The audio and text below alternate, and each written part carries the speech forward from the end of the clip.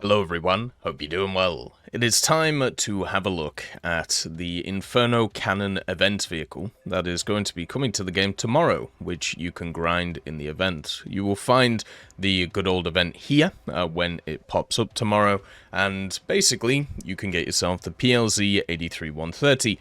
Now this event is a lot easier than the previous ones we've had this year.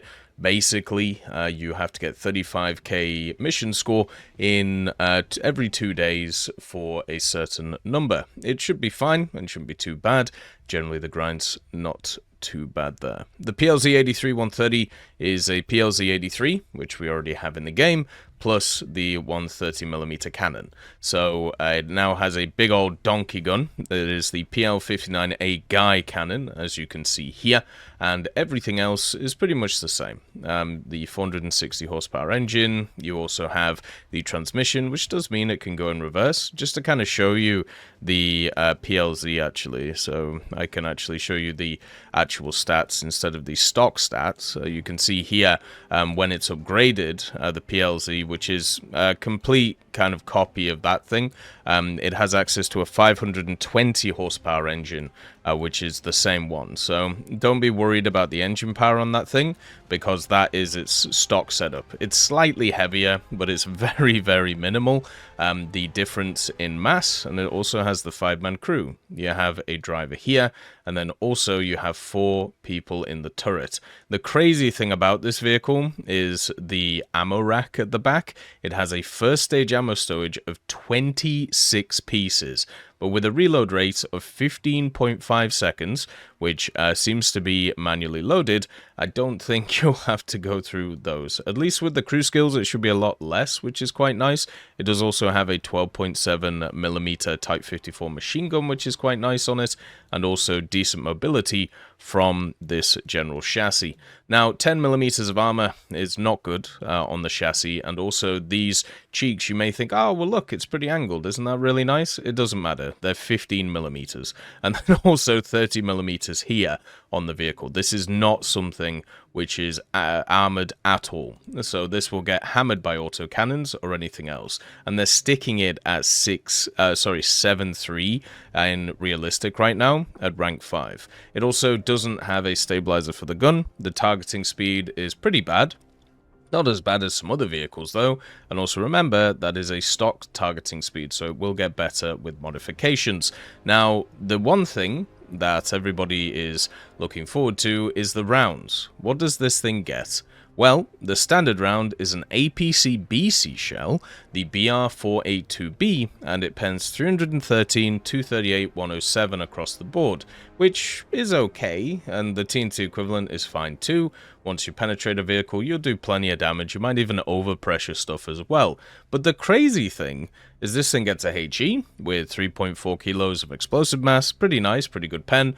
A lot of people, I'm sure, will donk with that. It also has a smoke shell, which is quite large too, so you'll be able to block stuff, especially since this thing doesn't seem to have smoke grenades.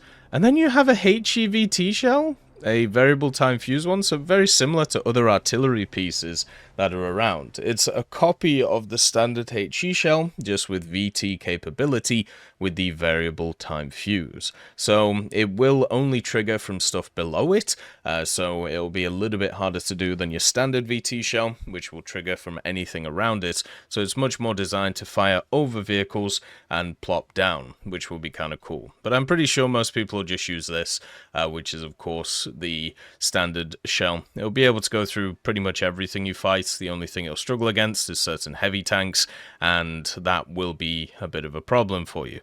But most of the stuff you'll face will either be 6-7, which will be those heavy tanks, or the 8-0 area, which you'll be able to annihilate. The muzzle velocity as well is 900 meters per second, so not crazy good, but I suppose good enough. And then also the optics as well, 3.7 to 5.5, which really isn't great on the vehicle. It has -5 gun depression, which isn't too bad, I suppose. It could be worse. And the elevation is quite nice, so if you want to use the VT against planes, you can do that, which would be quite fun. And it has all of the standard camos that you'll find from the Chinese mid-tiers, which is quite cool. And overall, you know, this one is easily the best camo, by the way. Overall, it is looking like a vehicle which will have a lot of use. The only issue I would say is at 7.3, which is around here, you have absolutely no lineup, because they moved up everything in this area. So the Chinese lineups go from 6.7 to 7.7. So this vehicle is on an island by itself and won't be able to be run with anything apart from 6.7s. So that is a huge issue, and it makes no sense to have this as an event vehicle when you can't run it with anything. By the way, also just to let you know, there is a bug in the game at the moment where if you go into test drive, or at least there is for me, maybe it's different for you, but when I go into test drive, I literally can't get out again. So just to let you know, if you enter that, you might not be able to either. This might just be an issue with my machine, but yeah. So this is the PLZ 83-130. You can see the big old cannon on it, and also the machine gun on it, which is quite nice to defend yourself against aircraft coming in, because you're going to be a huge target because of the turret itself and also the lightness of the armor. The general acceleration, though, especially the low end, is quite good. And as we talked about, the actual round itself will end up over-pressuring stuff when it pens. Very similar to some other 130mm that we've seen in the game and been able to do quite a lot of damage. So this really is a machine which is going to take up a position, hammer something, and then kind of wait for the next target and then just keep going. But unfortunately, sometimes, even if you do pen, if you do it at a specific angle, you're not going to do too much, which kind of sucks. Looking at the turret itself, you can see that its horizontal is pretty slow, so it's going to take a long time to get around, but the reload itself isn't too bad because of that mobility that you have. Because of the mobility that you have with the vehicle, you'll be able to pop in and pop out of cover. You do have some good coverage though. You can go 360 with the vehicle, so you can kind of sit it in a place and then set it up proper, which is nice. You know, this is always kind of a lovely thing that a lot of these types of vehicles do. So you're able to do quite a lot with them. But the targeting speed itself being so low, it's going to take a while to get used to that. You're going to have to use the tracks a lot to be able to move yourself around. But the gun itself, being a donkey gun, will be quite nice. The survivability of this thing is going to be 0, and just the big kicker for me is just the fact it just doesn't have a lineup. Like, it really doesn't have anything to run with. And that just sucks, because it was a vehicle that was just looking really nice, and because of the fact that they've moved so many different things here, like this type of vehicle is not one that you up tier, right? Even though you can blow up stuff like T-72s, you don't up tier this because of the fact that it has those factors which make it suffer. You know, the targeting speed and also at the same time the reload. You don't want to run this at higher BRs. So you have to up tier a bunch of 6.7s to 7.3, which just sucks. So unfortunately, that's gonna be rough for it, and hopefully that can be sourced in the future, but who knows. The vehicle will be a bit of fun.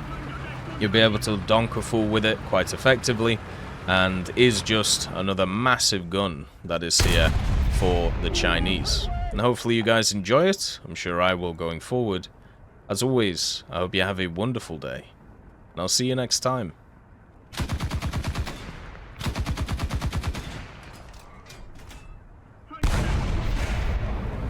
I'd just like to thank Tullio Pontecorvo, Brendan Quinn, Carrion Crow, Gus Irenicus, Pieman, Wartinder, Teddy, Daniel Stanton, Martinez, B. Young, Alan Hacker, Ozzy Panzer, Liam Shear, Opium Prime, Lafouche, Cam Arslan, Uncle Bean, and Derek R. for supporting the channel.